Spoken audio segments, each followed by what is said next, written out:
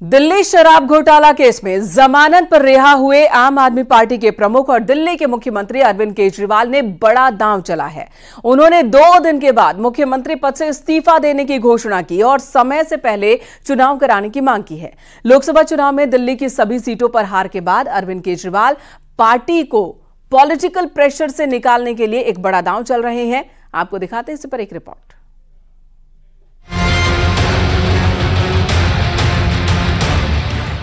2 दिन के बाद, आज से 2 दिन के बाद मैं सीएम की कुर्सी से इस्तीफा देने जा रहा हूं। आप अपने एमएलए को ये जताना चाहते हैं कि मेरी धर्मपत्नी को मुख्यमंत्री बनाओ।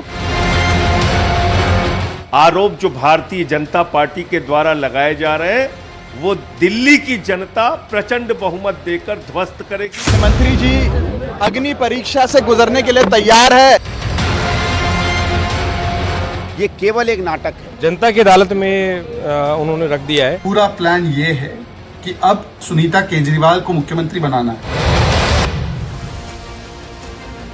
दिल्ली के शराब घोटाले में मुख्यमंत्री से लेकर उप मुख्यमंत्री तक जेल चले गए। आम आदमी पार्टी के बड़े बड़े नेता नप गए। अब उसी शराब घोटाले में जेल से बाहर आए मुख्यमंत्री अरविंद केजरीवाल ने बड़ा दांव चला है और भ्रष्टाचार के मामले में जमानत पर रिहा होने के बाद अग्नि परीक्षा देने के लिए तैयार हो चुके हैं और 2 दिन बाद इस्तीफा देने वाले हैं। इसके पीछे की वजह है शराब घोटाले में भ्रष्टाचार का आरोप लगना, सुप्रीम कोर्ट से सशर्त जमानत मिलना, मुख्यमंत्री दफ्तर नहीं जा सकते हैं, सचिवालय नहीं जाने की शर्त है, फाइल पर दस्तखत नहीं कर सकते। इसी वजह से उन्होंने 2 दिनों के बाद दिल्ली के मुख्यमंत्री पद से इस्तीफा देने की घोषणा की है और समय से पहले चुनाव कराने की मांग की है। दोस्तों, 2 दिन के बाद, आज से 2 दिन के बाद मैं सीएम की कुर्सी से इस्तीफा देने जा रहा हूं।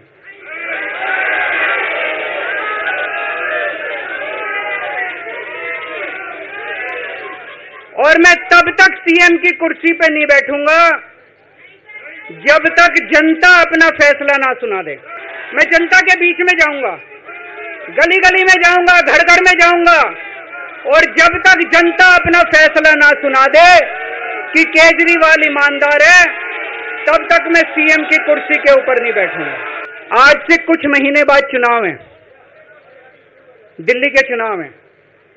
मैं जनता को निवेदन करना चाहता हूं, अपील करना चाहता हूं, अगर आपको लगता है केजरीवाल ईमानदार है, मेरे पक्ष में वोट दे देना। आज से कुछ महीने बाद चुनाव है, दिल्ली के चुनाव है।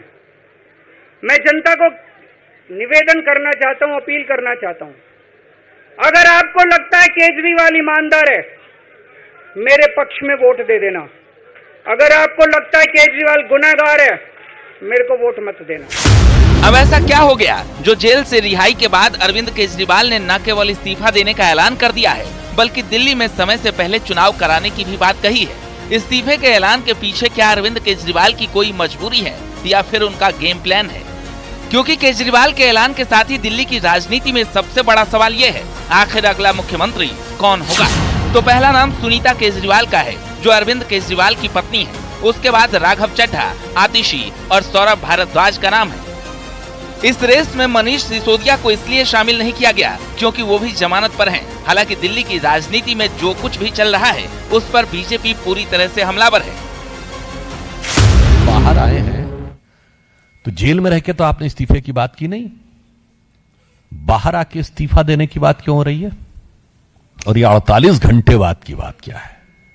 देश और दिल्ली की जनता जानना चाहती है 48 घंटे का राज क्या है, 48 घंटे में क्या क्या सेटल करना है।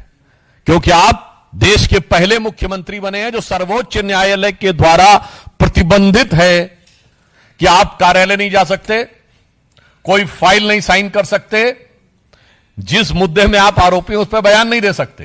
अरविंद केजरीवाल को तो कोर्ट ने चीफ मिनिस्टर पद से हटा दिया था, तो ये एक नया ड्रामा है, दिखावा है। चलिए, देर आए लेकिन संविधान के रास्ते पे आए। होना तो ये चाहिए था कि जिस दिन आप जेल जा रहे थे, इस देश के इतिहास में जब भी चीफ मिनिस्टर जेल जाने की नौबत में आया है तो उसने इस्तीफा दिया है ताकि प्रदेश चलता रहे। अरविंद केजरीवाल ने दिखाया कि हमारा ईगो बड़ा है, हमारे लिए प्रदेश बड़ा नहीं है, प्रदेश के लोग बड़े नहीं है हमारे लिए।